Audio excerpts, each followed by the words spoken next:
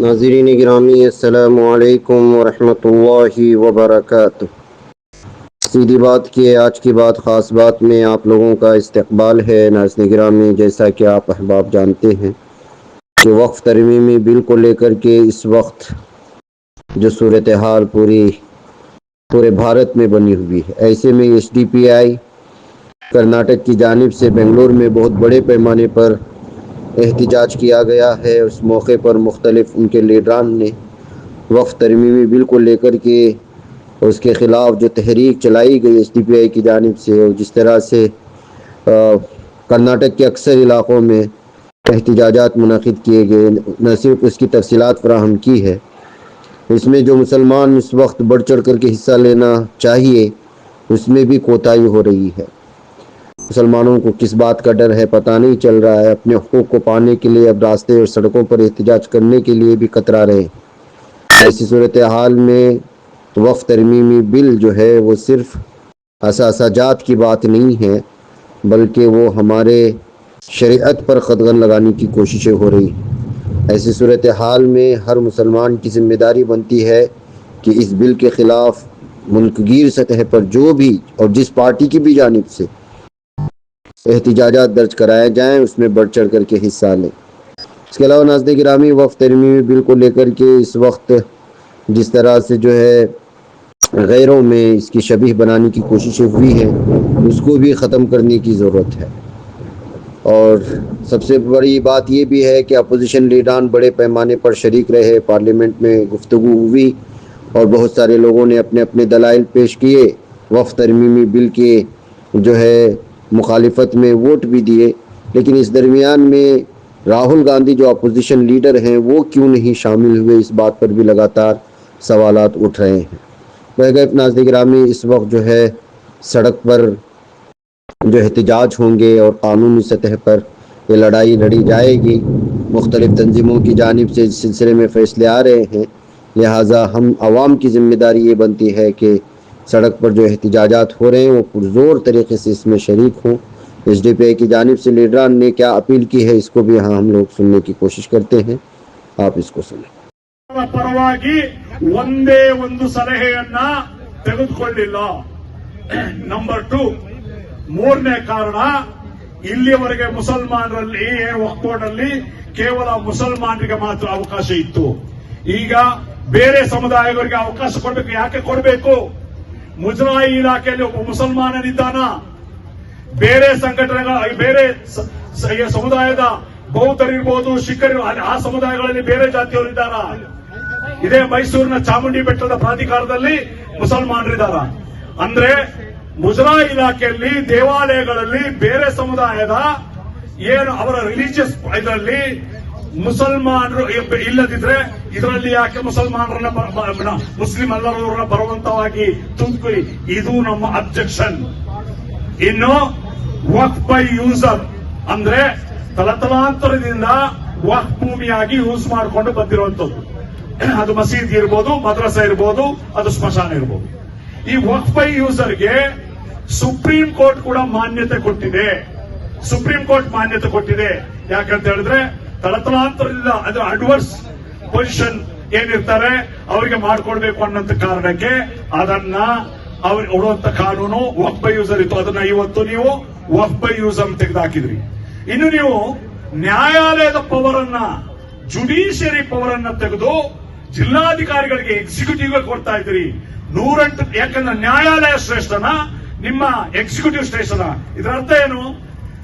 Executive ಯಾವತ್ತು ಸರ್ಕಾರದ under ಇರ್ತಾನೆ. ಡೆಪ್ಯೂಟಿ ಕಲೆಕ್ಟರ್, DC ಸರ್ಕಾರದ ಅಂಡರ್ ಇರ್ತಾನೆ. ಸರ್ಕಾರ ಯಾವ್ದು ಏನ್ ಹೇಳ್ತದೆ ಅದನ್ನ ಕೇಳ್ತಾನೆ ಹೊರತು ಅದು ಕೋರ್ಟ್ ಆಗಲ್ಲ.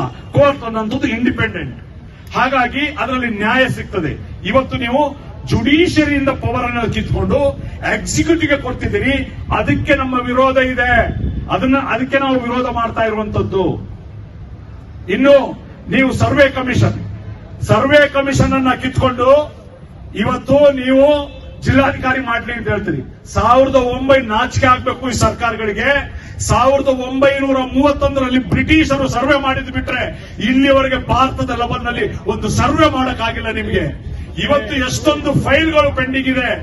ಸರ್ವೆ ಇಲಾಖೆಯಲ್ಲಿ, ಡಿಸಿ ಇಲಾಖೆಯಲ್ಲಿ ಅದನ್ನು ತೆಗೆದುಕೊಂಡು ಇದನ್ನು ವಕ್ಫನ್ನು ನೀವು ಕೊಡುವಂತ ಕೆಲಸವನ್ನು ಏನ್ ಮಾಡ್ತಾ ಇದ್ದೀರಿ, ಇದಕ್ಕೆ ನಾವು ವಿರೋಧ ಮಾಡ್ತಾ ಇದ್ದೀವಿ. ಇವತ್ತು ನಾವು ಕೇಳುವಂತದ್ದು ಮುಸಲ್ಮಾನರಿಗೆ ಸಂಬಂಧಿಸಿದಂತ ಈ ಜಮೀನಿನಲ್ಲಿ ತೀರ್ಮಾನವನ್ನು ಮುಸಲ್ಮಾನರು ತೆಗೆದುಕೊಳ್ಬೇಕು, ಮುಸಲ್ಮಾನ್ ರೆಪ್ರೆಸೆಂಟೇಟಿವ್ ತಗೊಳ್ಬೇಕು. ನೀವು ಇದನ್ನ ದುರುದ್ದೇಶ ಪೂರ್ವಕವಾಗಿ ವಕ್ಫ್ ಜಮೀನನ್ನ ನೀವು ಇದನ್ನ ಕಬಳಿಸಿಕೊಂಡಿದ್ರಿ. ಇನ್ನೊಂದು ಮಾಡುತ್ತಾ ಇರುವಂತದ್ದು 12 ವರ್ಷದ ಒಳಗಡೆ ಕ್ಲೈಮ್ ಮಾಡಬೇಕು ಅಂತ. ಅದು ದೇವಸ್ಥಾನದ ಭೂಮಿಗಿಲ್ಲ, ಅದು ಬೌದ್ಧರ ಭೂಮಿಗಿಲ್ಲ, ಅದು ಜೈನರ ಭೂಮಿಗಿಲ್ಲ. ಅವತ್ತು ಯಾವತ್ತಾದ್ರೂ ಅದನ್ನ ಅವರು ಚಾಲೆಂಜ್ ಮಾಡಬಹುದು. ಆದ್ರೆ ಮುಸಲ್ಮಾನರು ವಕ್ಫ್ ಸ್ವತ್ತು ಮಾತ್ರ 12 ವರ್ಷದೊಳಗೆ ಅದನ್ನ ಚಾಲೆಂಜ್ ಮಾಡಬೇಕು ಅಂತ ಹೇಳ್ತಾರಲ್ಲ, ಇದು ಅನ್ಯಾಯದ ಪರಮಾವಧಿ. ಆ ಕಾರಣಕ್ಕೆ, ಈ ಎಲ್ಲಾ ಕಾರಣಕ್ಕೋಸ್ಕರ ಇವತ್ತು ನಾವು ಇದನ್ನ ವಿರೋಧಿಸ್ತಾ ಇದ್ದೀವಿ. ಇವತ್ತು ಕೆಲವು ಮಾಧ್ಯಮಗಳು ಏನು ಸುಳ್ಳನ್ನು ಹೇಳ್ತಾ ಇದ್ದೇವೆ ಅಂತಂದ್ರೆ ಎಲ್ಲಂದ್ರಲ್ಲಿ ಹೋಗಿ ನಿಂತ್ಕೊಂಡು ವಕ್ಫ್ ಬೋರ್ಡ್ ಅಂತ ಹೇಳ್ಬಿಟ್ಟು ವಕ್ಫ್ ಬೋರ್ಡ್ ಅಂತ ಒಂದು ಬೋರ್ಡ್ ಹಾಕ್ತಾರೆ, ಅದು ವಕ್ಫ್ ಜಮೀನ್ ಆಗ್ತದೆ ಅಂತೆ. ಯಾಕೆ ಸುಳ್ಳು ಹಾಕ್ತಾರೆ? ಮಾನ ಮರ್ಯಾದೆ ಇಲ್ವಾ ನಿಮ್ಗೆ?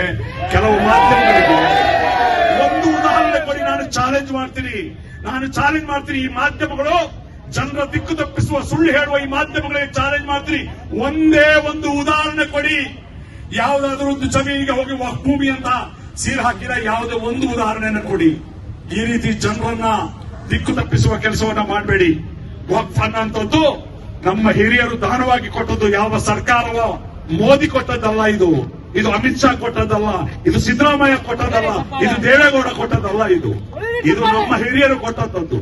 ಹಾಗಾಗಿ ಈ ನಮ್ಮ ಹಕ್ಕನ್ನ ನಾವು ಪಡೆದೇ ತೀರ್ತೀವಿ. ನಿಮಗೆ ತಾತ್ಕಾಲಿಕವಾಗಿ ನಿಮಗೆ ವಿಜಯ ಸಿಕ್ಕಿರ್ಬೋದು. ನಂಬರ್ ಗೇಮ್ನಿಂದ ನೀವು ಪಾರ್ಲಿಮೆಂಟ್ ಅಲ್ಲಿ ಇದನ್ನ ಪಾಸ್ ಮಾಡಿರ್ಬೋದು. Social democratic party of India ಒಂದು ಜವಾಬ್ದಾರಿಯುತ ಪಾರ್ಟಿಯಾಗಿ ಮೊದಲದಿಂದಲೇ ದೇಶದ ಜನತೆಗೆ ಒಂದು ಎಚ್ಚರಿಕೆಯನ್ನು ಕೊಟ್ಟಿತ್ತು. ಈ ರೀತಿ ಆಗ್ತದೆ ಅಂದ್ರೆ ಈ ರೀತಿ ವಕ್ಫ್ನ ಜಮೀನನ್ನ ಹೊಡಲಿಕ್ಕೆ ಇವರು ಷಡ್ಯಂತ್ರವನ್ನು ಮಾಡ್ತಾ ಇದ್ದಾರೆ. ಹಾಗಾಗಿ social democratic party of India ತೀರ್ಮಾನ ಮಾಡಿದೆ, ಏನು ರಾಷ್ಟ್ರಪತಿ ಅಂಕಿತ ಆದ ತಕ್ಷಣ ಇದು ಯಾವಾಗ ಕಾಯ್ದೆ ಆಗ್ತದೆ ತಕ್ಷಣ ಸುಪ್ರೀಂ ಕೋರ್ಟ್ ನಲ್ಲಿ ನಾವು ಇದನ್ನ social democratic party of India ನಾವು ಚಾಲೆಂಜ್ ಮಾಡಲಿದ್ದೇವೆ. ಅದೇ ರೀತಿ ನಾವು ಬೀದಿ ಸಂಸತ್ತಿನ ಮೂಲಕ, ಬೀದಿಯ ಹೋರಾಟದ ಮೂಲಕ ನಮ್ಮ ಸಂವಿಧಾನಿಕವಾದಂತಹ ಹಕ್ಕು ನಾವು ಜನಪರ ಹೋರಾಟ ಮಾಡುವುದರ ಮೂಲಕ ಸಂವಿಧಾನಾತ್ಮಕವಾಗಿ, ಕಾನೂನಾತ್ಮಕವಾಗಿ, ರಾಜಕೀಯವಾಗಿ ಹೋರಾಟ ಮಾಡಿದ್ರೆ ನಮ್ಮ ಹೋರಾಟವನ್ನು ನಾವು ನಿಲ್ಲಿಸಲ್ಲ. ನಮ್ಮ ಹೋರಾಟವನ್ನು ನಿಲ್ಲಿಸಲ್ಲ. ನ್ಯಾಯಸಮ್ಮತವಾಗಿ ಈ ವಕ್ಫ್ ಬಿಲ್ ವಾಪಸ್ ತೆಗೆಯುವವರೆಗೆ ನಮ್ಮ ಹೋರಾಟ ಮುಂದುವರಿಯುತ್ತದೆ. ಹಾಗಾಗಿ ಈ ಮಾಧ್ಯಮದ ಮೂಲಕ ನನ್ನನ್ನ ಆಲಿಸುತ್ತಿರುವಂತಹ ಸಮಸ್ತ ಜನತೆಗೆ, ವಿಶೇಷವಾಗಿ ಕರ್ನಾಟಕದ ಜನತೆಗೆ ನಾನು ಮನವಿ ಮಾಡಿಕೊಳ್ಳುವಂಥದ್ದು, ಇದು ಮುಸಲ್ಮಾನರ ವಿರುದ್ಧ, ಇದು ಸಂವಿಧಾನದ ವಿರುದ್ಧ, ಇದು ಜಾತ್ಯತೀತರ ವಿರುದ್ಧ ಮಾಡಿರುವಂಥದ್ದು. ಇವತ್ತು ನಮಗೆ ಬಹಳ ನಿರೀಕ್ಷೆ ಇತ್ತು. ದೇವೇಗೌಡರಂತ ಮುತ್ಸದ್ದಿಗಳು ಸುಮಾರು ಸುದೀರ್ಘ ಕಾಲ ಮುಸಲ್ಮಾನರ ಒಡನಾಟದಲ್ಲಿ, ಮುಸಲ್ಮಾನರ ಹೋರಾಟದಲ್ಲಿ, ಮುಸಲ್ಮಾನರ ಬೆಂಬಲದಿಂದ ರಾಜಕೀಯ ಮಂತ್ರಿ ಆದವರು, ಮುಖ್ಯಮಂತ್ರಿ ಆದವರು, ಪ್ರಧಾನಮಂತ್ರಿ ಆದವರು ಇದನ್ನು ವಿರೋಧಿಸ್ತಾರೆ ಅಂತ ತಿಳ್ಕೊಂಡಿದ್ವಿ. ಆದರೆ ದುರದೃಷ್ಟವಶಾತ್ ಅವರು ಕೂಡ ಇದನ್ನ ವಿರೋಧಿಸಿದ್ದಾರೆ. ಮುಂದಿನ ದಿನಗಳಲ್ಲಿ ಈ ನಿತೀಶ್ ಕುಮಾರ್ ಅವರಿಗೆ, ಚಂದ್ರಬಾಬು ನಾಯ್ಡು ಅವರಿಗೆ, ಜಯಂತ್ ಚೌಧರಿ ಅವರಿಗೆ, ಅದೇ ರೀತಿ ದೇವೇಗೌಡರು, ಕುಮಾರಸ್ವಾಮಿ ಅವರಿಗೆ ಇಲ್ಲಿನ ಜನತೆ ಮುಂದೆ ಪಾಠ ಕಲಿಸಲಿದ್ದಾರೆ. ಒಂದು ಚುನಾವಣೆಯಲ್ಲಿ ಮುಗಿಲಿಲ್ಲ, ಚುನಾವಣೆಗಳು ಬರ್ತಾನೆ ಇರ್ತದೆ. ಹಾಗಾಗಿ ನೀವು ತಾತ್ಕಾಲಿಕ ಜಯ ಸಾಧಿಸಿರಬಹುದು, ಇದು ಅಂತಿಮ ಜಯ ಅಲ್ಲ. ಎಲ್ಲಿಯವರೆಗೆ ಈ ಬಿಲ್ ಅನ್ನು ವಾಪಸ್ ಪಡೆಯುವುದಿಲ್ಲವೋ ಭಾರತೀಯ ಜನತೆ ಇದನ್ನ ಎದುರಿಸ್ತಾರೆ, ಹೋರಾಟ ಮಾಡ್ತಾರೆ. ಆ ನಂತರ ಇದನ್ನು ವಾಪಸ್ ತೆಗೆಯುವಂತ ಒಂದು ಪರಿಸ್ಥಿತಿ ನಿರ್ಮಾಣ ಮಾಡ್ತೀವಿ, ನಿರ್ಮಾಣ ಮಾಡೋಣ ಅಂತ ಹೇಳ್ತಾ ನನ್ನ ಮಾತನ್ನು ಮುಗಿಸ್ತೇನೆ. Thank you. ಜೈ ಹಿಂದ್, ಜೈ ಕರ್ನಾಟಕ, ಜೈ ಎಸ್ಟಿಪಿ. अस्सलामु अलैकुम वरहमतुल्लाहि वबरकातुहू। ये मजमा, ये आवाजें, ये नारे और ये शोले देखकर मुझे बहुत सारी चीजों याद आ रही है। वो इनकलाबी जंग 200 साल लड़के हम जो अंग्रेजों को भगाए थे, वो آج سے شروع ہونے والی ہے یہ تم نہیں سو انگریزوں کو بھگانے کا ٹائم آ گیا ہے. تو میرے مسلمان بھائیوں، نہ گھبراؤ مسلمانوں، خدا کی شان باقی ہے. نہ گھبراؤ مسلمانوں، خدا کی شان باقی ہے. ابھی اسلام زندہ ہے، ابھی قرآن باقی ہے. یہ ظالم کیا سمجھتے ہیں جو اپنے دل میں ہنستے ہیں؟ یہ ظالم کیا سمجھتے ہیں جو دل میں ہنستے ہیں؟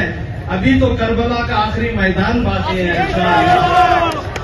کل ایک میراتھن ڈیبیٹ چلا پارلیمنٹ کے اندر، مسلسل 13 گھنٹے رات کے 1:30 بجے تک مسلسل چلتا رہا. انہوں نے ایک ناجائز طریقے سے بل لا کر چھیڑ دیا اور ساری بمباری ہوتی رہی ساری سیکولر پارٹیوں کی. آپ نے بھی دیکھا ہوگا، ہر کوئی بولا، ان کی تاریخ کھینچا، ان کو پوچھا. اس ساری محفل میں اور پوری ساری بحث کے اندر ایک نام ابھر کر آتا ہے. راجستھان کا بی جے پی کا ایم پی کہتا ہے، یہ بی جے پی کہتا ہے ایس ڈی پی آئی، ایس ڈی پی آئی، ایس ڈی پی آئی. ایک ایس ڈی پی آئی ہے جو سارے دیش کے اندر بچے بانٹ کر ہنگامہ مچا رہی ہے. یہ ہماری شان ہے. زندہ باد زندہ باد زندہ باد زندہ باد. اس کا مطلب ان کو کوئی دوسری پارٹی کا ڈر نہیں ہے، کوئی سیکولر پارٹی کا ڈر نہیں ہے. ڈر اگر ہے تو صرف اور صرف social democratic party of India کا ڈر ہے.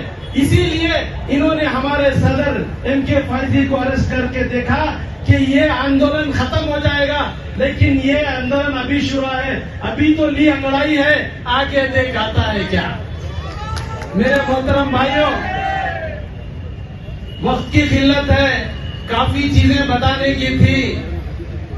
یہ جو بل پاس کروائے ہیں، اسی طرح سے انہوں نے ایک اور بل بھی پاس کرائے تھے، 1991 places of protection of places of worship act. یہ کس لیے بنائے؟ یہ اس لیے بنائے کہ بابری مسجد کے بعد کوئی بھی ہندوستان کے اندر 1947 میں جو بھی عبادت گاہیں تھی، ان عبادت گاہوں کے تحفظ کے لیے یہ کوئی بھی اس کے اندر دعویٰ نہیں کرے گا کہ میرا یہاں بت تھا، لنگ تھا، فلاں تھا، یہ تھا بول کر کوئی دعویٰ نہیں کرے. یہ بھی تو قانون تھا پارلیمنٹ کا. تو ہم پوچھنا چاہیے کہ یہ قانون رہتے ہوئے بھی کیسے عدالتوں نے تحقیق کا آرڈر دے دیا گیانوا پیٹ کو، کاشی کو اور سنبل کو. جب قانون بناتے ہیں اور وہ قانون کا النگن خود کرتے تھے اور اس کے بعد ناجائز طریقے سے بلڈوزر سے مسجدیں توڑے، مدرسے توڑے. اب ان کو لگا کہ یہ قانون کی لڑائی کرتے رہیں گے، تو اس لیے انہوں نے سوچا کہ اب تک ہم نے ان کو ستم دیا، ان کی کھانا چرایا، ان کو کھانے کا ادھیکار چرایا، بند کر دیا، ان کو پہننے کا ادھیکار بند کر دیا، ان کی اذان کا ادھیکار بند کر دیا، ان کی تعلیم کا ادھیکار بند کر دیا. سب بند کر کے بھی یہ کر رہے ہیں. تو اب یہ بچے ہیں ہماری جائیداد کے اوپر. اب وہ جائیداد بھی کس کو دینے والے ہیں؟ ایک نئے نمرود کو بنا رہے ہیں. ایک فرعون جو ہے ایک نئے نمرود کو بنانے والا ہے. نمرود کا واقعہ آپ کو معلوم ہے، کیا حشر ہوا. ان کو ہم ایسے ہی احتجاج کرتے رہیں گے تو ہم کو ان کو کچھ کرنے کی نہیں. جس طرح نمرود کو لنگڑے مچھر نے اس کو جان لی تھی، اسی طرح یہ لنگڑی لنگڑی کمزور ایس ڈی پی اے بھی ان کو کمزور کرے گی انشاءاللہ.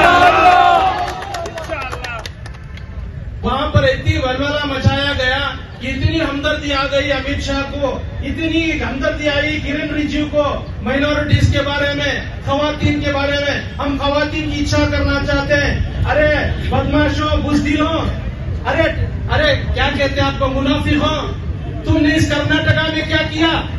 ہمارا یہاں کا 4% ریزرویشن چھینا لیا. ہمارے بچے جو اعلیٰ تعلیم کرتے تھے، جو آئی ایس کے لیے جو پی ایچ ڈی کرتے تھے، ان کی گرانٹس کم کر دیا آپ لوگوں نے. ہمارے یہاں اسکول کے اندر آنے کے لیے بچیوں کو حجاب کا مسئلہ لا کر اس پہ پابندی کر دی. اب ان کو رحم آ گیا کہ بھائی ہم آپ کی اچھا کرنے والے ہیں. یہ پورا ڈھول ہے، یہ پورا تماشا ہے. تو جیسے میں نے کہا کہ ابھی تو لی انگڑائی، آگے دیکھ ہوتا ہے کیا. یہ شروعات ہے. आज शुरुआत में ही इतने जज्बा और इतने जोश और खरोश के साथ ये इतना जम्मे गफीर यहाँ पर आकर जो है इसका समर्थन कर रहा है, जिसमें खवातीन है, नौजवान है, बुजुर्ग है, उलमा है, मुफक्किरीन है, दानिश्वर है, समाजी कारकुनान है। ये ऐसा लग रहा है कि ये आंदोलन अभी छुड़ा है, अभी एक नई आजादी की जंग शुरू होने वाली है। बस ये कहते हुए मेरी बात को खत्म करता हूँ। हम अभी इसे लगे रहेंगे। ये पहला और आखिरी नहीं है, ये शुरुआत है। ये तो अभी एक चिंगारी है। अभी आगे जाने से ये सिर्फ फ्रीडम पार्क में हुआ, जैसा किसी ने कहा चप्पे चप्पे में, गली गली में आवाज गूंजेगी।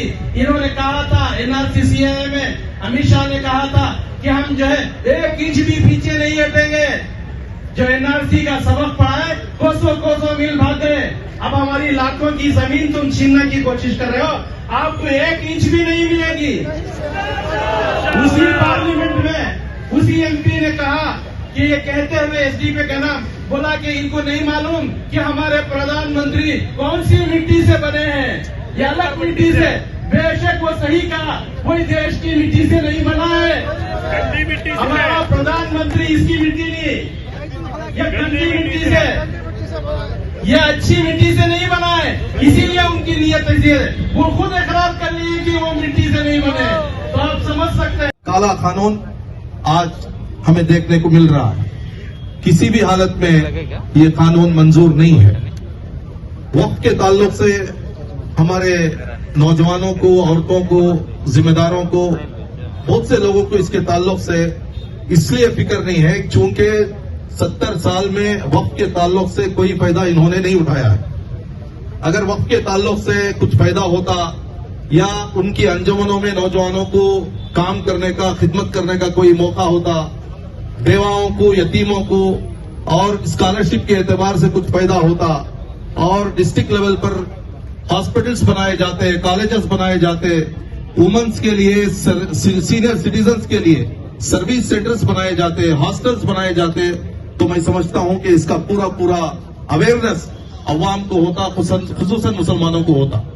लेकिन ये 70 साल से सो कॉल्ड सेक्युलर पार्टियों के चेलों को यहाँ के अंजुमनों के जिम्मेदार बनाया गया, और फिर एक चेयरमैन बनने के लिए उन्होंने बड़ी बड़ी लॉबी और काले तरीकों को इख्तियार किया, और अंदर से चूहे और दिमक की तरह ये पूरे वक्त को चक लिए हैं।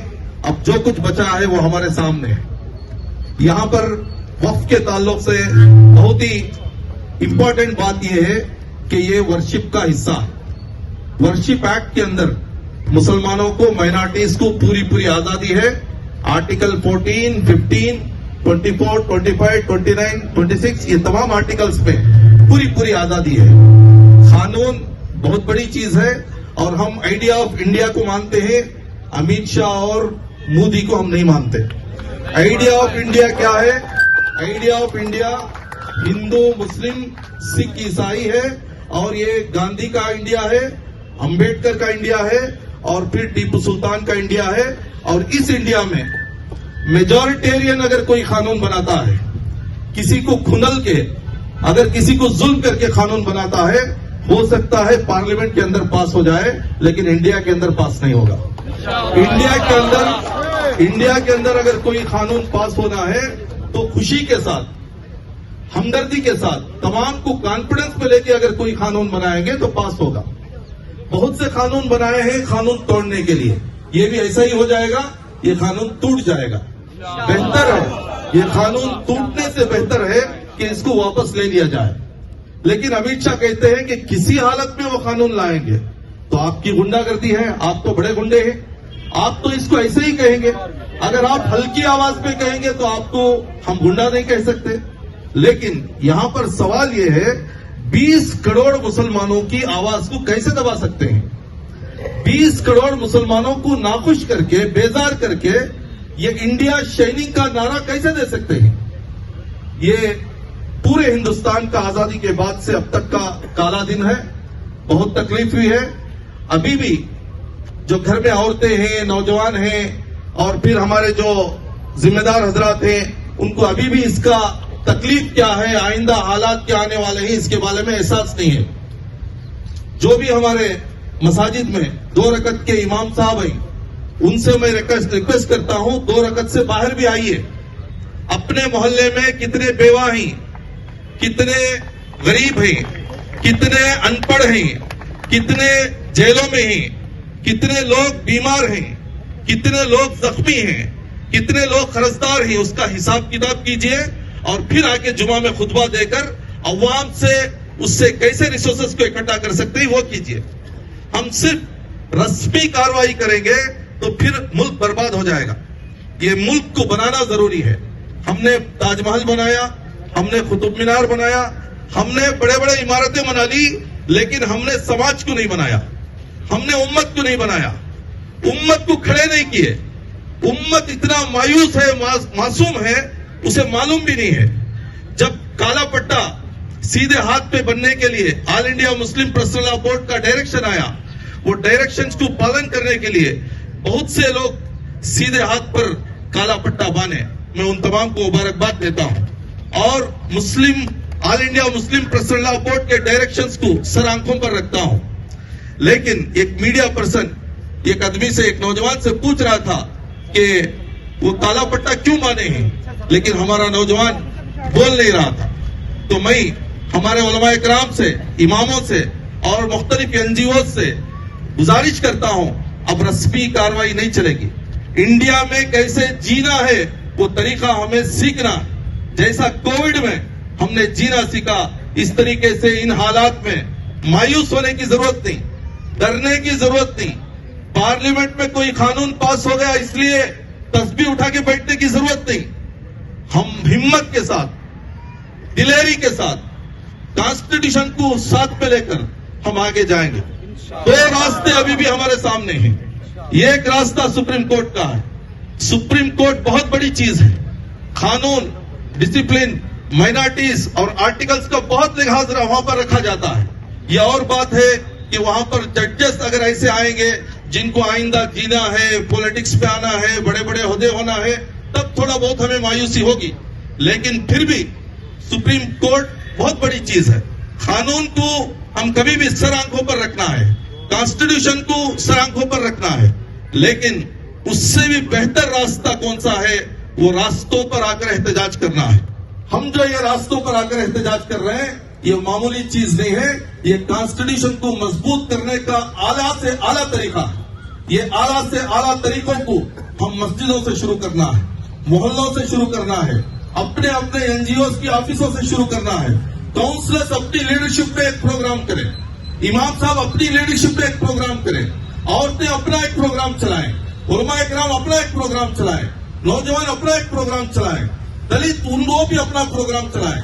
जो एमएलए मुसलमानों के वोट से जीते हैं, उनको आखिरी चुनौती है, आप एक मर्तबा वक्त के बारे में अपना स्टैंड क्या है क्लियर करें। आप ये बिल के ताल्लुक से क्या बोलना चाहते हैं क्लियर करें। अम्मा बअद फअऊज़ु बिल्लाहि मिनश शैतानिर रजीम बिस्मिल्लाहिर रहमानिर रहीम हुवल्लज़ी अरसल रसूलहु बिल हुदा व दीनिल हक़्क़ि लियुज़हिरहु अलद्दीनि कुल्लिहि वलौ करिहल मुशरिकून। सदक़ल्लाहुल अज़ीम। कुछ अहले सितम, कुछ अहले हशम खाना गिराने आए थे। कुछ अहले सितम, कुछ अहले हशम खाना गिराने आए थे। दहलीज को चूम के छोड़ दिया, सोचा के पत्थर भारी है। दहलीज को चूम के छोड़ दिया, सोचा के पत्थर भारी है। जख्मों से बदन गुलजार सही, तुम अपने शिकस्ता तीर गिनो। जख्मों से बदन गुलजार सही, तुम अपने शिकस्ता तीर गिनो। खुद तरकश वाले कह देंगे ये बाजी किसने हारी है। मौजूद मुकर्रम हजरात, उलमा किराम और मुख्तलिफ दीनी तंजीमों, इदारों के जिम्मेदार हजरात और खुसूसन एसडीपीआई के प्लेटफॉर्म से जो है मुझे कुछ कहने का मौका दिया गया, मैं सबका शुक्रगुजार हूँ। हमारी माएँ बहनें दोपहर की कड़ी धूप से, फिर तमाम अहबाब, नौजवान, बच्चे बच्चियाँ सब यहाँ पर बैनर तले जो है एक काले कानून की खिलाफ वर्जी के लिए, उसके विरोध के लिए खड़े हुए हैं। उसकी तफसीलात में जाने का वक्त नहीं है, बस आवाज यही है सबसे कि ये प्रोटेस्ट, फिर इसके बाद होने वाले एहतजाजात, हर एक में हम शामिल रहेंगे। उलमा बिरादरी हो, नौजवान बिरादरी हो, माएँ बहनें हों, बच्चे बच्चियाँ हों, तमाम बूढ़े बुजुर्ग हजरात हों, तमाम से शिरकत की दरख्वास्त भी है। आइंदा होने वाले प्रोटेस्ट हमारे जारी रहेंगे उस वक्त तक जब तक कि ये कानून वापस नहीं लिया जाएगा, और ये हमारा हक है।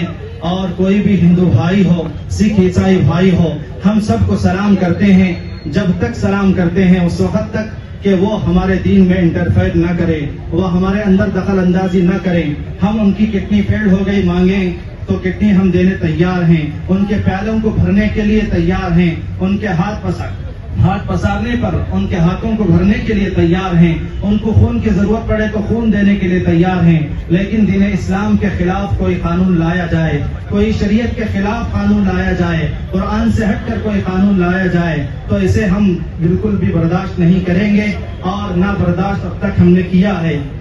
जिस तरह गली गली शाहीन बाग को सजाया गया, इसी तरह बेंगलोर के हर कोने में हम अपने इलाकों में, और बेंगलोर का लाल बाग उसे भी शाहीन बाग बना दिया जाए, और टाउनहाल उसे भी शाहीन बाग बना दिया जाए, ये मैदान इसे भी शाहीन बाग बना दिया जाए। तो गली गली कूचों कूचों से ये हम आवाज उठाएंगे और इसका विरोध करते रहेंगे।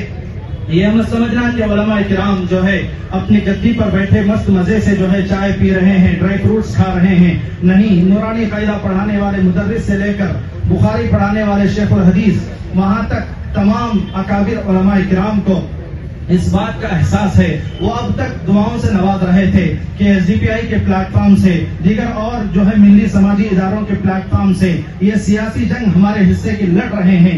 वो अब तक दुआओं से नवाज रहे थे, उनके सरपरस्ती का हाथ इनके ऊपर था, लेकिन अब मैदान में आ चुके हैं। और जब उलमा किसी मैदान को जो है थामते हैं, किसी मैदान को जो है संभालते हैं, तो वो वक्त भी याद होना चाहिए कि हम उनके सच्चे जानशीन हैं जो फ्रीडम फाइटर्स में जो है एक नाम आता है, और उनकी औलाद अभी तक जिंदा है। हजरत मौलाना अरशद मदनी साहब दामत बरकातुहुम आलिया, अल्लाह हजरत का साया सलामत रखे। हजरत के वालिद मुहतरम हजरत हुसैन अहमद मदनी रहमतुल्लाह अलैह के हम सच्चे जानशीन हैं। वो उनका वक्त था जब अंग्रेजों से दिन में जिहाद करते थे, रात को शेखुल हदीस की दर्स और मस्जिद पर बैठकर बुखारी का सबक पढ़ाया करते थे। हम उनके जानशीन हैं। हम अपने मिंबरों को छोड़ेंगे, हम अपने मुसल्लों को छोड़ेंगे, वक्त पड़ने पर जो है हम रोडों पर निकलेंगे, जान की बाजी लगानी पड़े लगाएंगे, और सर पर कफन बांधकर मैदान में निकलेंगे। और इंशाअल्लाह हमारे भाई हमारी आवाज पर लब्बैक कहते हुए गली गली कूचों को जो है एक कर देंगे, उस वक्त तक जब तक कि पार्लियामेंट में हलचल नहीं मच जाती, जब तक कि ये काला कानून वापस नहीं लिया जाता इंशाअल्लाह। और मैं इस शेर के साथ मैं अपनी बात को खत्म करता हूँ, और तमाम की तरफ से मैं ये शेर जो है हुकूमत तक पहुँचाना चाहता हूँ कि हम फूल भी हैं, तलवार भी हैं। हम फूल हैं, क्या है फूल कि हम इसकी खुशबू से दूसरों को महकाते भी हैं। कैसे महकाते हैं? मैं अपने बचपन में जो है 13-14 साल की उम्र में एक खेड़े में जो है एक छोटे से मदरसे में जो है पढ़ रहा था, अभी हाफिज नहीं बना था। उस वक्त फजर की अजान मेरे सो जाने की वजह से 5 बजे के बजाय जो है 5:30 तक भी अजान नहीं हुई। सदर साहब ने आकर दरवाजा खटखटाया, जगाया, फिर जो है उन्होंने उठाया, फिर अजान दी गई, फिर नमाज पढ़ी गई। उसके बाद असर के वक्त में मैं चहल खदमी के लिए जो है इलाके में निकला। हिंदू भाइयों के घर से जब गुजरा, मुतवल्ली साहब भी साथ थे, तो उस वक्त का वाकया है कि हिंदुओं ने कहा था, हमारे भाइयों ने कहा था, क्या कहा था कि आज अजान नहीं हुई, अजान न होने की वजह से 5 बजे हमने नहीं जागा। हम नहीं जागने की वजह से अपने जानवरों का दूध हमने वक्त पर नहीं धोया, डायरी को हमने वक्त पर दूध नहीं पहुंचाया, घरों तक हमने वक्त पर दूध नहीं पहुंचाया।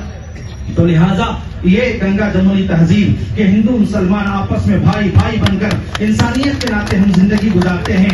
ये जो लोग सत्ता में बैठे हुए हैं, उनका जो है निशाना ये हिंदू भाइयों को भी गुमराह करके जो है हमारे आपस में लड़ाइयां डालना चाहते हैं। तो हम जो है मोहब्बत से जीना चाहते हैं, एक दूसरे की मिलनसारी के साथ। तो मैं इस शेर के साथ अपनी बात को खत्म करता हूँ कि हम फूल भी हैं, तलवार भी हैं, या बस में जहाँ महकाएंगे, या खून में नहा कर दम लेंगे। सोचा है कपिल अब कुछ भी हो, हर हाल में अपना हक लेंगे। सोचा है कपिल अब कुछ भी हो, हर हाल में अपना हक लेंगे। इज्जत से जिए तो जी लेंगे, या जाम शहादत पी लेंगे। और आखिर दावाना अल्हम्दुलिल्लाहि रब्बिल आलमीन। अस्सलामु अलैकुम वरहमतुल्लाहि वबरकातुहू। ಜೈ ಭೀಮ್. ಬೇರೆಯವರು ಜೈ ಭೀಮ್ ಹೇಳೋದಕ್ಕೆ ಯೋಚನೆ ಮಾಡ್ತಾರೆ, ನೀವಾದ್ರೂ ಜೋರಾಗಿ ಹೇಳ್ಬೋದಲ್ಲ? ಜೈ ಭೀಮ್. ಈ ದೇಶದಲ್ಲಿ ಕಾನೂನುಗಳನ್ನ ಏನ್ ತಗೊಂಡ್ಬರ್ತಾ ಇದಾರೆ ಅದನ್ನ ನಾವು ಅರ್ಥ ಮಾಡ್ಕೋಬೇಕಾದ್ರೆ ಬಾಬಾ ಸಾಹೇಬ್ ಅಂಬೇಡ್ಕರ್ ಅವರು ಸಂವಿಧಾನ ಕೊಡುವ ಸಂದರ್ಭದಲ್ಲಿ ಪಾರ್ಲಿಮೆಂಟಿನ ಮೆಟ್ಟಲ್ ಹತ್ರ ನಿಂತ್ಕೊಂಡು ಜನರಿಗೆ ಮಾತಾಡುವ ಸಂದರ್ಭದಲ್ಲಿ ಆಗಿನ ಕಾಲದ ಮಾಧ್ಯಮಗಳು ಪ್ರಶ್ನೆ ಕೇಳ್ತಾರೆ ಬಾಬಾ ಸಾಹೇಬ್ ಅಂಬೇಡ್ಕರ್ ಅವರಿಗೆ, ನೀವು ಈ ದೇಶಕ್ಕೆ ಸಂವಿಧಾನ ಕೊಟ್ಟಿದ್ದೀರಿ, ಆ ಸಂವಿಧಾನದ ಮೂಲಕ ಯಾವ ರೀತಿ ಸಂದೇಶ ಕೊಡ್ಲಿಕ್ಕೆ ಇಷ್ಟಪಡ್ತೀರಿ ಅಂತೇಳಿ ಬಾಬಾ ಸಾಹೇಬ್ ಅಂಬೇಡ್ಕರ್ ಅವರ ಹತ್ರ ಕೇಳ್ಕೊಂಡ್ರು. ಬಾಬಾ ಸಾಹೇಬರು ಅವಾಗ ಉತ್ತರ ಏನ್ ಕೊಟ್ರು ಗೊತ್ತಾ? I have taken the basic principles of Buddha in this constitution ಅಂತೇಳಿ ಹೇಳೋರು. ಅಂದ್ರೆ ಅರ್ಥ ಆಯ್ತಾ? ತಥಾಗತ ಗೌತಮ ಬುದ್ಧನ ತತ್ವ ಸಿದ್ಧಾಂತಗಳ ಅಡಿಯಲ್ಲಿ ನಾನು ಈ ದೇಶದ ಸಂವಿಧಾನ ಕೊಟ್ಟಿದ್ದೀನಿ ಅಂತೇಳಿ ಬಾಬಾ ಸಾಹೇಬ್ ಹೇಳಿದ್ರು. ತಥಾಗತ ಗೌತಮ ಬುದ್ಧನ ಆದರ್ಶ ಏನಪ್ಪ ಅಂದ್ರೆ ಸಮಾನತೆ, ಎಲ್ಲರಿಗೂ ಮನುಷ್ಯನಿಗೆ ಮನುಷ್ಯನಾಗಿ ನೋಡುವಂತಹ ಸಮಾಜ, ಅದನ್ನ ನಿರ್ಮಾಣ ಮಾಡಬೇಕು ಅಂತಕ್ಕಂಥದ್ದು ಗೌತಮ ಬುದ್ಧನ ಆಸೆ ಇತ್ತು. ಅದನ್ನ ಇಟ್ಕೊಂಡು ಈ ದೇಶವನ್ನ ಪ್ರಬುದ್ಧ ರಾಷ್ಟ್ರ ಮಾಡಬೇಕು ಅಂತೇಳಿ ಬಾಬಾ ಸಾಹೇಬ್ ಅಂಬೇಡ್ಕರ್ ಅವರು ಸಂವಿಧಾನ ಕೊಟ್ಟರು. ನಾವು ಈ ಕಾನೂನನ್ನ ಎಲ್ಲೋ ಒಂದು ಕಡೆ ಬಸ್ ಬಿಲ್ ಅಂತೇಳಿ ಏನ್ ಹೇಳ್ತಾರೆ, ಪಾಪ ಸರಿಯಾದ ರೀತಿಯಲ್ಲಿ ಆ ಪದ ಬಳಕೆ ಮಾಡಕ್ ಬರಲ್ಲ ಅವ್ರಿಗೆ. ಪಾರ್ಲಿಮೆಂಟ್ ಅಲ್ಲಿ ಎಲ್ಲ ನಿಂತ್ಕೊಂಡು ಒಬ್ಬ ಹೇಳ್ತಾನೆ ವಕಫ್ ಅಂತಾನೆ, ಸರಿಯಾದ ರೀತಿಯಲ್ಲಿ ಪದ ಬಳಕೆ ಮಾಡಕ್ ಆಗ್ತಾ ಇರೋರು ನೀವು ನಮ್ಮ ಇನ್ಸ್ಟಿಟ್ಯೂಷನ್ಸ್ ನ ಹೇಗೆ ನಡೆಸಲಿಕ್ಕೆ ಸಾಧ್ಯನಾ? ಯಾರ್ಯಾರ ತಡಿಪಾರುಗಳು ಈ ಸಮುದಾಯಕ್ಕೆ ನೇತೃತ್ವ ವಹಿಸೋದಕ್ಕೆ ನಾವಷ್ಟು ಕೆಳಮಟ್ಟದಲ್ಲಿ ಇಲ್ಲ. ನೋಡಿ, ಈಗ ನೇರವಾಗಿ ನಮ್ಮ ದೇಶದ ಪವಿತ್ರ ಸಂವಿಧಾನ ಎಲ್ಲರಿಗೂ ಸಮಾನದ ಹಕ್ಕು ಕೊಟ್ಟಾಗ ಆರ್ಟಿಕಲ್ 25 ಹೇಳುತ್ತೆ, ನಿಮ್ಮ ಧರ್ಮ ಯಾವ ಧರ್ಮವನ್ನ ನೀವು ಅಕ್ಸೆಪ್ಟ್ ಮಾಡ್ತೀರೋ ಅದನ್ನ ಪ್ರಾಕ್ಟೀಸ್ ಮಾಡಬಹುದು ಅಂತೇಳಿ. ಈಗ ನಮ್ಮ ಧರ್ಮಕ್ಕೆ ಸಂಬಂಧಪಟ್ಟಂತೆ ವಕ್ಫ್ ಅನ್ನೋದಿದೆ. ಅಲ್ಲಿ ನೀವು ಬೇರೆ ಅನ್ಯ ಧರ್ಮೀಯದವರಿಗೆ ತಗೊಂಡ್ಬಂದು ಇಲ್ಲಿ ಇಟ್ರೆ ಇದು ಫ್ರೀಡಮ್ ಆಫ್ ರಿಲಿಜನ್ಗೆ ಧಕ್ಕೆ ಅಲ್ವಾ? ಧಕ್ಕೆ ತಾನೇ? ಯಾಕೆ ಈ ಕೆಲಸ ಮುಸಲ್ಮಾನರನ್ನ ಮುಂದೆ ತೋರಿಸ್ಬಿಟ್ಟು ಮಾಡ್ತಾ ಇದ್ದಾರೆ? ಸರಿ, ಬೆಳಗಿಂದ ಸಂಜೆವರೆಗೂ ಈ ಸತ್ತೋಗಿರೋ ಮಾಧ್ಯಮದವರು ಕೂಡ ಇದನ್ನೇ ಇಟ್ಕೊಂಡು ಪ್ರಚಾರಗಳು ಮಾಡ್ತಾ ಹೋಗ್ತವೆ. ಏನಾದರೂ ಈ ಕಾನೂನು ಪಾಸ್ ಆದ್ರೆ ಬಹಿರಂಗವಾಗಿ ಒಂದು ಪ್ರಶ್ನೆ ಇದೆ, ಏನಾದರೂ ಈ ಕಾನೂನು ಪಾಸ್ ಆಯ್ತು ಅಂತ ತಿಳ್ಕೊಂಡ್ರೆ ಇಂಪ್ಲಿಮೆಂಟ್ ಮಾಡಿದ ತಕ್ಷಣ ಈ ದೇಶದ ಶೋಷಿತರು, ದಲಿತರು, ಹಿಂದುಳಿದ ವರ್ಗದವರಿಗೆ ನಿಮಗೆ ಮನೆಗಳು ಕೊಟ್ಬಿಡ್ತಾರೆ. ಆ ಜಾಗದಲ್ಲಿ ನಿಮಗೆ ಪವಿತ್ರ ಸ್ಥಳಗಳಲ್ಲಿ ಒಳಗಡೆ ಬೀಳ್ಲಿಕ್ಕೆ ಅವಕಾಶ ಕೊಡದೆ ಇರೋರು ನಿಮಗೆ ಮನೆಗಳು ಕೊಡ್ತಾರ? ದೇಶದ ನೈಜ ಸಮಸ್ಯೆ ಏನಪ್ಪಾ ಅಂದ್ರೆ ಈ ದೇಶದ ಹಿಂದುಳಿದ ವರ್ಗ ಅವ್ರು ಎಷ್ಟು ಪರ್ಸೆಂಟ್ ಇದ್ದಾರೆ ಅವ್ರ ಪಾಪ ಗೊತ್ತಿಲ್ಲ. ಅವರಿಗೆ ಅವರ ಪರ್ಸೆಂಟೇಜ್ ಗೊತ್ತಾದ್ರೆ ಅವ್ರಿಗಷ್ಟೇ IAS ಕೊಡ್ಬೇಕು ನೀವು, ಅವ್ರಿಗಷ್ಟೇ IPS ಕೊಡಬೇಕು, ಅವ್ರಿಗಷ್ಟೇ ಜುಡಿಷಿಯರಿಲಿ ತಗೊಂಡು ಹೋಗ್ಬೇಕು. ಸೊ ಎಲ್ಲಿ ಹಿಂದುಳಿದ ವರ್ಗಕ್ಕೆ ಸಂಪೂರ್ಣ ರಿಪ್ರೆಸೆಂಟೇಷನ್ ಕೊಡಬೇಕಾಗ್ತದೆ, ಅದನ್ನ ಕಣ್ಣಿಗೆ ಬಟ್ಟೆ ಕಟ್ಟುವಂತ ಕೆಲಸ ಮುಸಲ್ಮಾನರನ್ನ ತೋರಿಸಿ ಮಾಡ್ತೀರಿ. ನೀವು ಸತ್ರು ನಾವು ಬೇಕು, ಇಲ್ಲ ಅಂದ್ರೆ ನಿಮ್ ಹೆಣನು ಎತ್ತಕ್ಕಾಗಲ್ಲ. मेरी बात करना मैं समझ में आ रही है, नहीं समझ में आ रही? शायद तुम ना पूरी कर्नाटक के इतना देखती कौन नहीं कोई बंदा लाइव फेसबुक में रहता. हमारी एक बहुत बड़ी दुखद बात क्या होगा, तो दूसरे को देखो दूसरा शुरू होने वाला.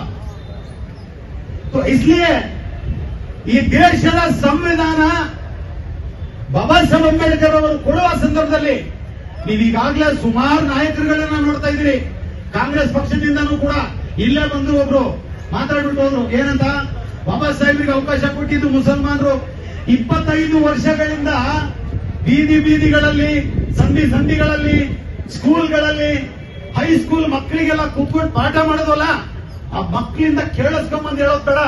ಬಾಬಾ ಸಾಹೇಬ್ರನ್ನ ನಿಜವಾದ ರೀತಿಯಲ್ಲಿ ಅರ್ಥ ಮಾಡಿಕೊಂಡ್ರೆ ಈ ದೇಶದಲ್ಲಿ ಸಾಮಾಜಿಕ ನ್ಯಾಯ ಬರ್ತಿತ್ತು. ಏನು ಈ ಬಿಲ್ ತಗೊಂಡ್ಬಂದಿದಾರಲ್ಲ, ಇದನ್ನ ನಾವು ಅರ್ಥ ಮಾಡ್ಕೋಬೇಕಾದ್ರೆ ತೋರಿಸ್ತಾ ಇರೋದು ಮುಸಲ್ಮಾನರಿಗೆ. ಇದರ ಹಿಂದೆ ನೀವು ಅರ್ಥ ಮಾಡ್ಕೊಂಡ್ರೆ ಇವತ್ತು ಚಾಟ್ ಜಿಪಿಟಿ ಕ ಜಮಾನ, ಹೋಗಿ ಚೆಕ್ ಮಾಡಿ ನೋಡ್ಕೊಳ್ರಿ ನೀವೇ. ಧರ್ಮದ ಸ್ವಾತಂತ್ರ್ಯ ಕಿತ್ಕೊಂಡ್ರೆ ಬಾಬಾ ಸಾಹೇಬ್ ಅಂಬೇಡ್ಕರ್ ಅವರು ಯಾವಾಗ ಬೌದ್ಧ ಧರ್ಮವನ್ನು ಅಕ್ಸೆಪ್ಟ್ ಮಾಡಿದ್ರು ಅಕ್ಟೋಬರ್ ತಿಂಗಳಲ್ಲಿ, 2-3 ತಿಂಗಳಲ್ಲೇ 4 ರಿಂದ 5 ಲಕ್ಷ ಜನ ಬೌದ್ಧ ಧರ್ಮ ಸ್ವೀಕಾರ ಮಾಡಿದ್ರು. ಇತ್ತೀಚಿನ ದಿನಗಳಲ್ಲಿ ಬೌದ್ಧ ಧರ್ಮ ಹಿಂದೂ ಧರ್ಮದ ಅಂಗ ಅಲ್ಲ ಅಂತೇಳಿ ಧ್ವನಿ ರೈಸ್ ಆಗ್ತಾ ಇದೆ. ಅದನ್ನ ರೈಸ್ ಆದಾಗ ಈ ದೇಶ ನಿಜವಾದ ರೀತಿಯಲ್ಲಿ ತಥಾಗತ ಗೌತಮ ಬುದ್ಧನ ನಾಡು, ಅವರ ಆದರ್ಶದ ಮೇಲೆ ನಡೆಯುವಂತ ರಾಷ್ಟ್ರ, ಎಲ್ಲಿ ಬೌದ್ಧ ಧರ್ಮದವರು ಎತ್ತಿ ನಿಂತ್ಕೊಂಡು ಸರಿಯಾದ ರೀತಿಯಲ್ಲಿ ಪ್ರಾತಿನಿಧ್ಯ ಕೇಳ್ತಾರೆ. ಅದಕ್ಕೆ ಬೇರೆ ಬೇರೆ ಧರ್ಮಕ್ಕೆ ಮಟ್ಟ ಹಾಕಲಿಕ್ಕೆ ತೋರಿಸುವುದು ಮುಸಲ್ಮಾನರಿಗೆ. ಮುಸಲ್ಮಾನರಿಗೆ ಯಾಕೆ ತೋರಿಸ್ತಾರೆ? ಪಾಪ ನಮ್ಮಲ್ಲಿರ್ತಕ್ಕಂಥ ನಾಯಕರು ಇದುವರೆಗೂ ವಿಧಾನಸೌಧದಲ್ಲೂ ಮಾತಾಡಿಲ್ಲ, ಪಾರ್ಲಿಮೆಂಟ್ ಅಲ್ಲೂ ಮಾತಾಡಿಲ್ಲ. ಕನಿಷ್ಠ ನಾವೆಲ್ಲರೂ ಹೋರಾಟ ಮಾಡ್ತಾ ಇದೀವಿ, ಅಲ್ಲಿ ಬರ್ರಿ, ಅಲ್ಲೂ ಬರಲಿಲ್ಲ. ಸೊ ನಮ್ಮಂತ ಹೋರಾಟಗಾರರು, ಅದಕ್ಕೆ ಅಲ್ಲಮ ಇಕ್ಬಾಲ್ ಅವರು ಮಾತಾಡ್ತಾರೆ, ತಡಪ್ನ ಫಡಕ್ನ ಲಹು ಗರ್ಮ ರಖನೆ ಕಾ ಹೈ ಏಕ್ ಬಹಾನಾ, तड़पना फड़कना लहू गर्म रखने का है एक बहाना, परिंदों की दुनिया का दरवेश हूं मैं कि शाही बनाता नहीं आशियाना। बिस्मिल्लाहिर्रहमानिर्रहीम। बातिल से डरने वाले है आसमान ही हम, बातिल से डरने वाले है आसमान ही हम, 100 बार कर चुका है तो इंतहा हमारा। दोस्तों अजीजों, ये वक्त जो इस वक्त हम यहाँ पर एक एहतिजाजी शक्ल में जुड़े हुए हैं, बहुत से एहतिजाजात हमारे इस शहर में हुए हैं, बल्कि पूरे हिंदुस्तान में बहुत से एहतिजाजात मुख्तलिफ हुए हैं। लेकिन जो इस वक्त का एहतिजाज है, अगर मैं चंद अल्फाज में कहूँ तो गलत नहीं होगा।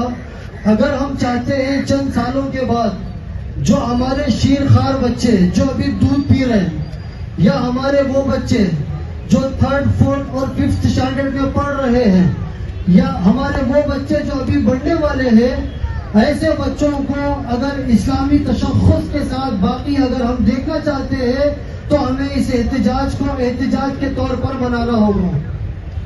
अगर इस एहतिजाज को अगर हमने सरसरी ले लिया, अगर इस एहतिजाज को हमने सरसरी लेकर यूं ही छोड़ दिया तो वो दिन दूर नहीं है कि कल इतना पछताएंगे, अपनी उंगलियां खुद कतरेंगे, और फिर जो मुल्क का हाल बनेगा अपनी आंखों से देखेंगे, और फिर उस वक्त का पछतावा नहीं होगा, बल्कि वो हमारी गैर जिम्मेदारी का एक जीता जागता सबूत होगा।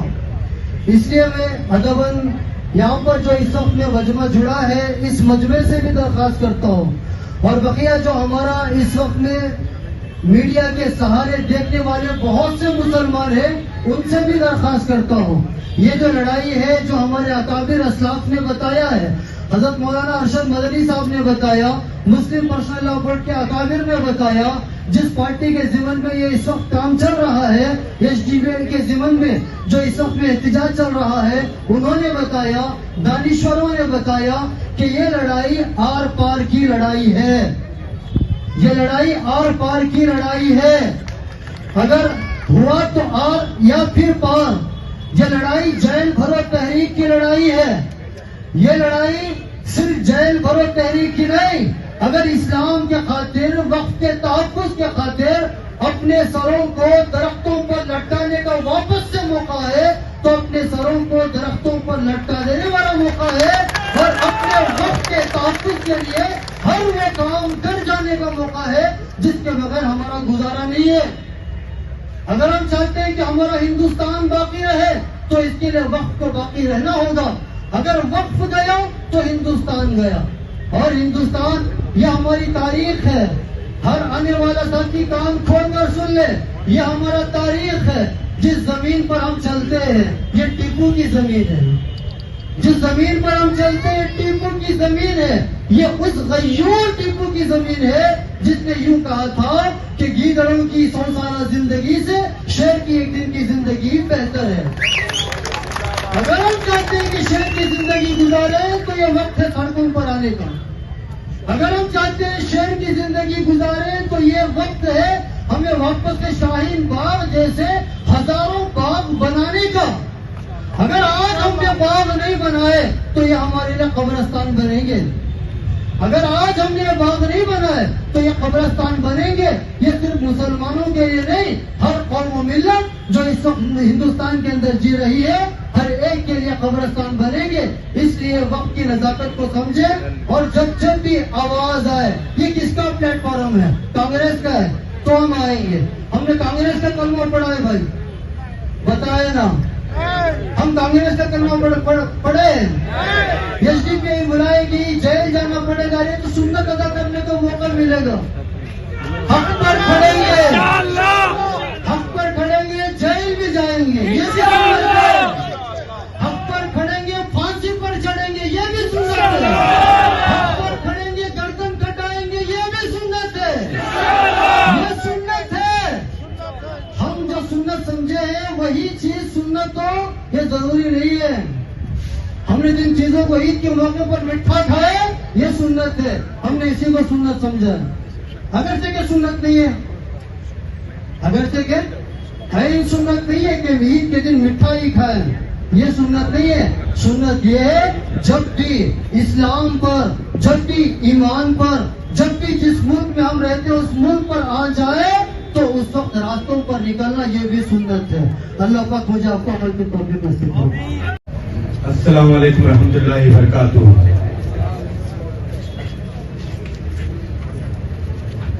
بابری مسجد، بابری مسجد، بابری مسجد، اس وقت کی غفلت آج یہ دن دیکھنا پڑ رہا ہے. سمویدھان، بابا صاحب امبیڈکر کا جو سمویدھان ہے، بابری مسجد کو بچانا چاہتا تھا.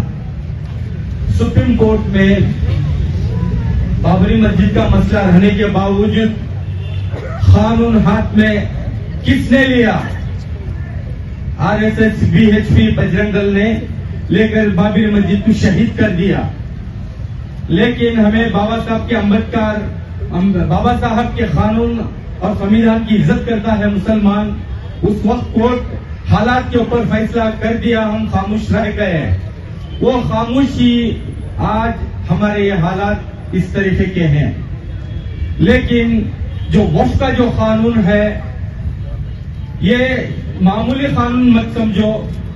جو انہوں نے امینڈمنٹ بل لا کر ہے، یہ ہمیں تکلیف دینا نہیں، ہمارے قوم کے بیوہ، یتیم اور جو غربت ہے ہماری قوم کی، اسے رستے پہ لانا چاہ رہے ہیں.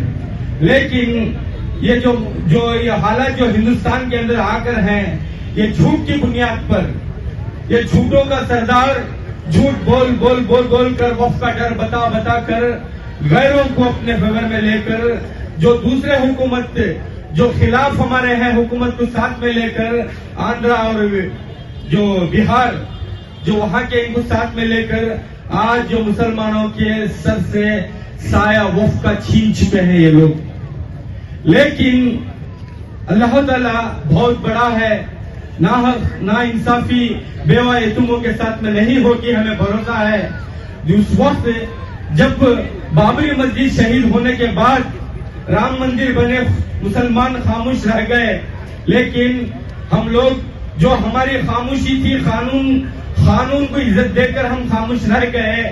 اس وقت اس بل کو ہمیں پھر سے کینسل کرنا بولے تو قانون کا سپورٹ لینا پڑے گا، سپریم کورٹ کا سپورٹ لینا پڑے گا.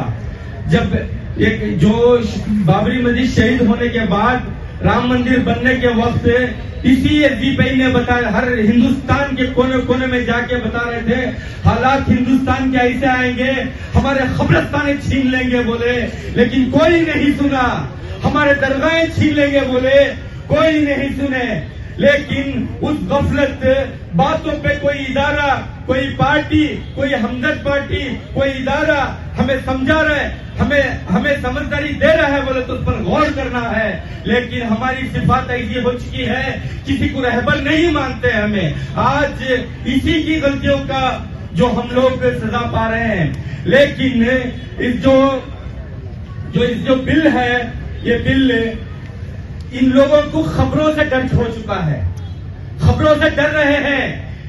आप समझ रहे हैं ना, नागपुर के अंदर जो औरंगजेब रहमतुल्लाह अलैह की खबर से डर के हमारे कब्रिस्ताने छीनने की कोशिश कर रहे हैं, अब भी हमें जिंदा हैं। लेकिन आज जो ये हालत है, अगर जो हम खामोश रह गए तो आसानी से ये इलीगल तरीके से बाबरी मस्जिद छीन लिए। अब ये ऐसा कानून बनाकर है, लीगल तरीके से हमारे मस्जिदें छीनेंगे, लीगल तरीके से हमारे दरबारें छीनेंगे, लीगल तरीके से हमारे इदारे छीनेंगे। जब पेपर मांगे तो हमारे पास दिखाने के लिए कुछ नहीं रहेगा, ये तुम्हारा नहीं बोलेगा। कोई राम सेना का आएगा, कोई वीएचपी का आएगा, कोई बजरंग दल का आएगा। यह हमारे बाप दादा की जमीन है, ये वक्फ झूठे इसमें कब्जा कर लिए थे। यहाँ पे हमारी मंदिर थी, इस मस्जिद को तोड़ो, हम मंदिर बन लेंगे। बोले तो क्या जवाब देंगे हम लोग। लेकिन ये खामोश बैठने का वक्त नहीं है, ये सड़कों पर आकर हमें कानून हाथ में लेने का वक्त नहीं है। सड़कों पर आकर हम कानून साथ में लेने का वक्त है। अभी मौलाना ने, हमारे एजे साहब ने और सभी ने, अदनान साहब ने बताया कि हम शाहीन बाग हर जगह बनाएंगे। बोले तो हर एक घर का बच्चा हमें अहद कर ले, कसम खा ले, हर घर से एक बच्चा निकलेगा। जब तक ये बिल का, ये जो कानून, काला कानून हमारे पर मुसलत कर है, ये जब तक इस कानून को हम बर्खास्त नहीं करेंगे, जब तक ये कानून को हमें पार्लियामेंट से, हमें जो पार्लियामेंट से, संविधान से लड़कर हमें लेंगे, तब तक हम खामोश नहीं बैठेंगे। और दूसरी बात, ये हुकूमत है, ये हम चंद्रबाबू नायडू, आंध्र के मुसलमानों से अपील करता हूं मैं, चंद्रबाबू नायडू के जितने भी है उसे बाइकाट करो, बिहार के नीतीश कुमार के जितने भी ये है उसे बाइकाट करो और इनको इतना परेशान करो, इस हुकूमत को गिराए, इस हुकूमत फना हो जाए, इस हुकूमत गिर जाए। हमारी दुआ है और हमारी बदुआ भी है। लेकिन हमारा फर्ज बनता है, हर एक घर का फर्ज हम खत्म का ले हद करेंगे इस रास्ते पे निकल के वक्फ के, जब तक ये कानून, काला कानून को फना और खत्म नहीं करते, हम पानी हमारा जो हमारे लिए जो हमारे लिए आराम हराम बना लेंगे। वाक़ई दौन अल्हम्दुलिल्लाह। देखिए, जो एहतजाज था, जो वक्त के लिए था, जो अमेंडमेंट बिल पास किया गया है, वो अमेंडमेंट बिल हमें मंजूर नहीं है, क्योंकि ये पूरी तरह से आवाम के हक में नहीं है। और ये इसके खिलाफ जो है हम लोग इसलिए एहतजाज कर रहे हैं क्योंकि आने वाले वक्त में, फ्यूचर में इसकी अगर ये बिल पास होती है तो हमारी नस्ल का कोई भी मुस्तकबिल नहीं रहेगा। ये जो हुकूमत है, ये तो हमें दिलासा दे रही है कि ये सिर्फ हमारी हिफाजत के लिए ये बिल पास कर रही है, लेकिन ये जो है हुकूमत का पूरी तरह से प्लान्ड एक साजिश है, जिसमें कि मुसलमानों को धोखा देना है और मुसलमानों की पूरी तरह से नस्ल को निस्तनाबूद करने का एक प्लान, यही हमारी समझ में जाता है। तो इसके लिए आज फ्रीडम पार्क में जो है एहतजाज किया गया है और ये इंशाअल्लाह जब तक कि ये बिल कैंसिल नहीं होता उस वक्त तक हमारे इस तरह के प्रोटेस्ट चलते रहेंगे और इंशाअल्लाह हम लोग आवाम से भी चाहते हैं कि वो हमारा पूरा साथ दें। बिस्मिल्लाहिर्रहमानिर्रहीम। अस्सलामु अलैकुम। मेरा मुल्क, मेरा देश, मेरा ये वतन, शांति का, उन्नति का, प्यार का चमन, ये प्यार के चमन, शांति की जो गाना हम बचपन से गाते हुए हैं, जिस दिन से सत्ता में बीजेपी आए, शांति कहाँ और मोहब्बत कहाँ और प्यार कहाँ है क्या? ये बीजेपी सरकार जिस दिन से आए हैं सत्ता पे, उनको मालूम नहीं हमारे मुसलमानों से क्या डर है। उन्हें एनआरसी लाने की कोशिश किए, उन्हें सीए लाने की कोशिश किए, उन्हें हिजाब नहीं पहनने की कोशिश किए। हम मुसलमान डरे क्या? हम उस देश के मुसलमान हैं जहां हम पैदा इस हिंदुस्तान में हुए और इस हिंदुस्तान में दफन होने वाले मुसलमान हैं। मुसलमान कभी डरते नहीं अल्लाह के सिवा।